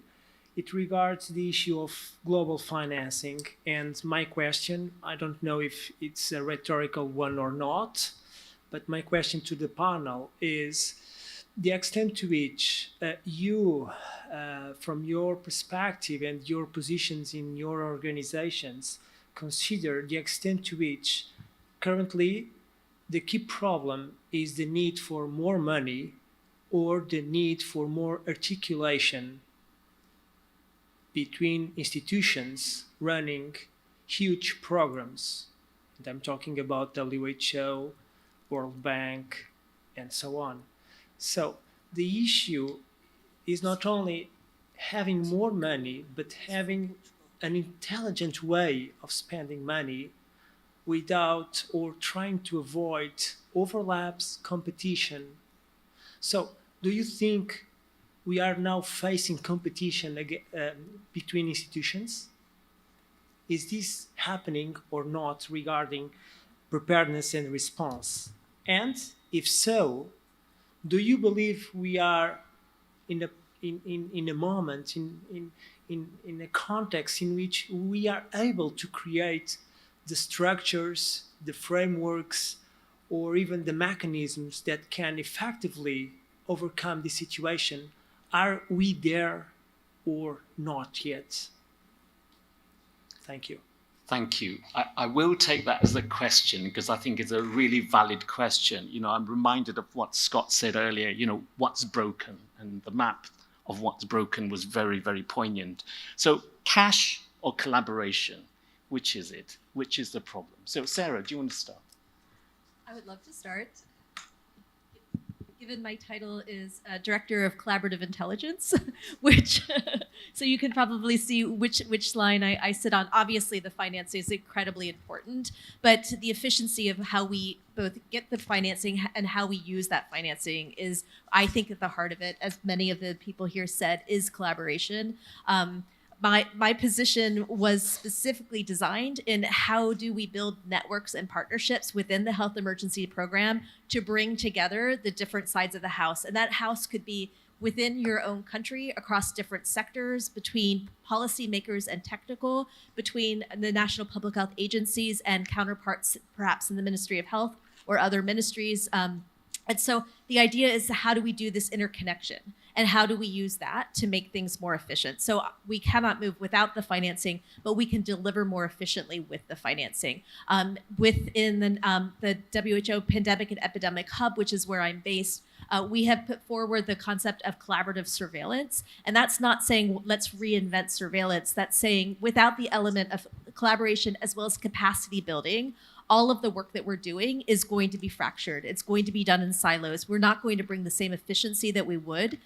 We're even right now in building out investment cases, trying to actually test out what is the cost of collaboration so that we can make that type of financial argument in the design and the delivery of our program. So I would 100% come down on the collaboration side. Thank you. Yes, Raj, please. No, thank you, Tiago, for that question again. I mean, of course, I'll support Sarah, so I'll go for collaboration. But again, this reminds us of the concept of the Future of Global Health Initiative, Lusaka Agenda. This is exactly the reason why that Lusaka Agenda is being given the necessary attention, which essentially is, how do we bring all these major players together? You know, how do we ensure that there is collaboration and there is coordination in the way resources are deployed? How do we ensure there is even localization, you know, so that there is no partner flying from all the way from LA to come and implement a project in my village? you know. And so the Lusaka agenda is simply saying that let's come together, you know, and find a way to make sure that we optimize the available resources, you know.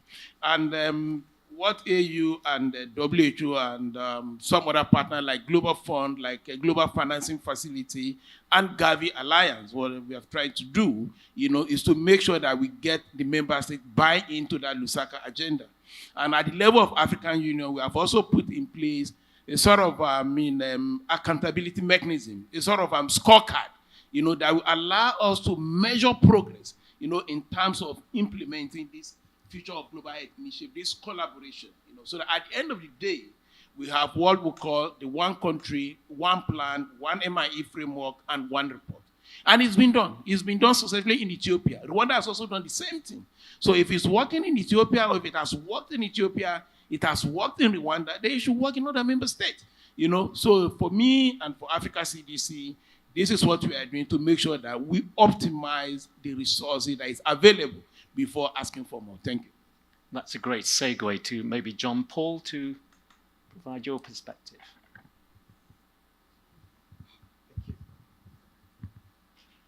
Thank you. I couldn't agree with you more. But there are two things I want to say in addition. In most of the initiatives that we have, and I work with the Global Financing Facility for Women, Children, and Adolescents, as well as the Pandemic Fund, key words that we use are country leadership and alignment. And those words have to go together. As Taj has pointed out, one plan, one budget, one monitoring and evaluation is an expression of countries' leadership in asking the different partners, the development partners, the donor partners, the technical partners, to align better. The other thing I would say is that even once we are fully aligned, we will gain a lot of efficiency. We will be further ahead than where we are now, but we will not still be where we need to be. There will still be gaps. We will reduce duplication, we will fill some gaps, but there will still be gaps. So we cannot simply say there's no need for more money, do more with what you have. We have to go on both of those tracks. We have to do more with what we have, but we have to get more from the domestic budget. We have to get more from the international budget, and we need to get more from innovative financing mechanisms. Thank you. Scott.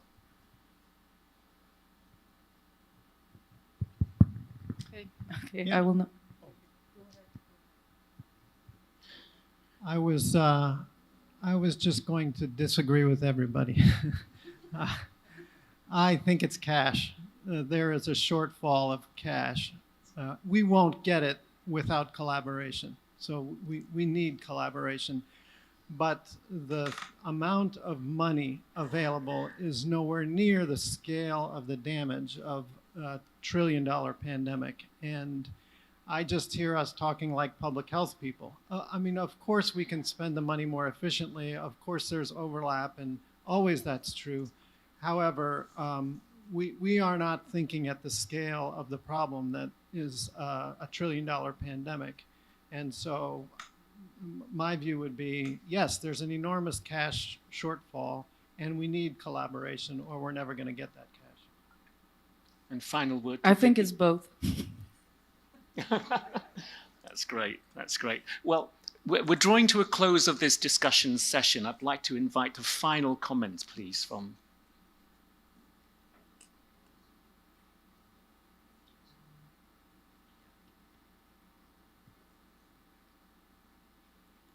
Bom dia a todos e todas. Muitíssimo obrigada pelas apresentações e considerações. É apenas uma reflexão para deixar aqui. Eu acho que a gente tem evoluído, até conversando com a primeira pergunta de Joana, a gente tem evoluído no sentido técnico, científico, de colaboração, de infraestrutura, né, de capacitação de pessoas, enfim, tudo aquilo que depende dos nossos esforços, né, enquanto corpo técnico, tem sido realizado, coordenado e capitaneado pelas diversas agências internacionais.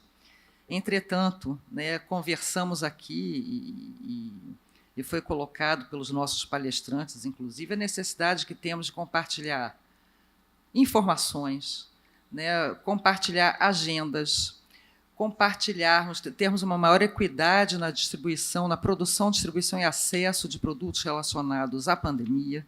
Enfim, aspectos que estão, inclusive, não tiveram consenso no âmbito do tratado pandêmico. Então, tudo isso se resume, na verdade, e se inicia com determinação política. Se não houver determinação política, né, dos líderes, como foi colocado aqui, não chegaremos a lugar nenhum. E o recurso vai ser insuficiente, não vai ser sustentável. A estrutura que montamos hoje, efetivamente, se perderá ao longo do tempo e continuaremos despreparados para novas pandemias. Como já vimos, Covid foi aquela de maior magnitude que lançou uma maior luz sobre esse conjunto de problemas, mas como foi a primeira vez que nós enfrentamos isso, vamos lembrar aqui de influenza, especialmente no sul global, temos problema de acesso, de compra, para poder efetivamente fazer uma resposta. Então, como foi colocado aqui brevemente, eu acho que um dos maiores legados que esse encontro pode deixar para o G20, porque ali é um encontro de determinação política, é efetivamente a gente pedir o compromisso dos nossos governantes, né, para com um programa de longo termo para preparação para enfrentamento às epidemias e pandemias. Fora isso, a gente pode fazer todos os esforços que vimos aqui muito bem representados, mas isso não será sustentável, tampouco suficiente para a gente fazer o enfrentamento, especialmente dependendo da próxima pandemia, se for uma nova Covid com nível de magnitude que terá. Então, gostaria de deixar essa sugestão, né, e agradecer profundamente, mais uma vez, ao painel, que foi profundamente rico. Muito obrigada. Sou Lourdes Oliveira, vice-presidente de Pesquisa e Coleções Biológicas da Fundação Oswaldo Cruz. Muito obrigada. Oh, obrigado, Moise. Thank you. Thank you so much. You've made my job really easy because you've summed up the discussion that we've had. You know, it's important that we have sustainability in our action, the commitment from politicians, and also how we collaborate and not compete. So I will leave you all with that. And just a reminder about the afternoon session, which I'll pass over to our amazing MC.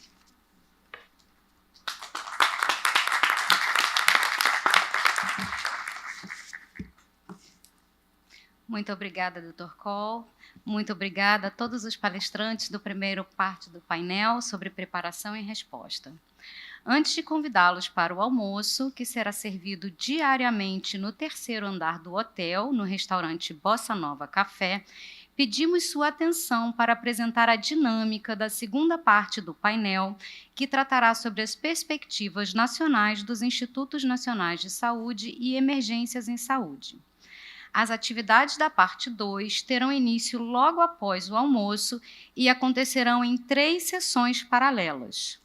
O grupo 1 se reunirá na sala Pontal, que fica no segundo andar.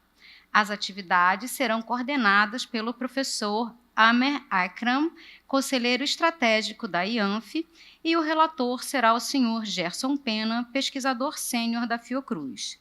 Os participantes deste grupo estão identificados pela etiqueta de cor vermelha no verso do crachá. O grupo 2 se reunirá aqui nessa plenária, na Sala Copacabana, e a coordenação será feita pela doutora Sadaf Lines, diretora de Vigilância Colaborativa, Força de Trabalho e Emergências em Saúde da IANPHI. A relatoria estará a cargo do Dr. Félix Rosenberg, da Fiocruz, da IANPHI, secretário executivo das Redes Institutos Nacionais de Saúde da CPLP. Os participantes desse grupo estão identificados pela etiqueta de cor azul no verso do crachá.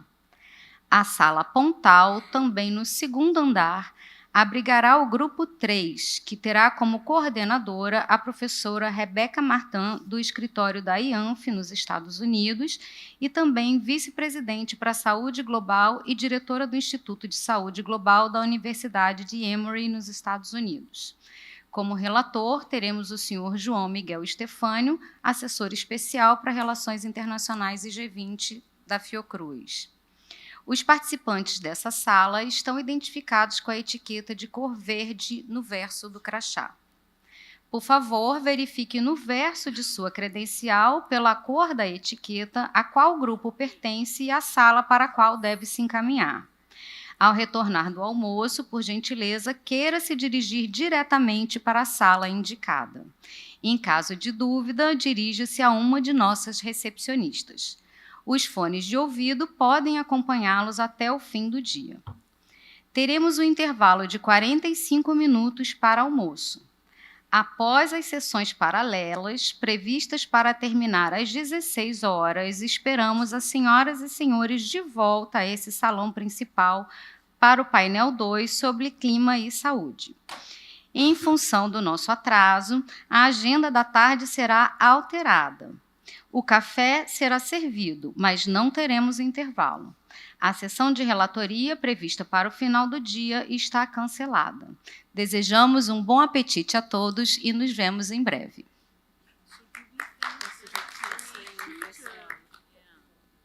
So we're for 2 to 3. A little bit longer. Yes.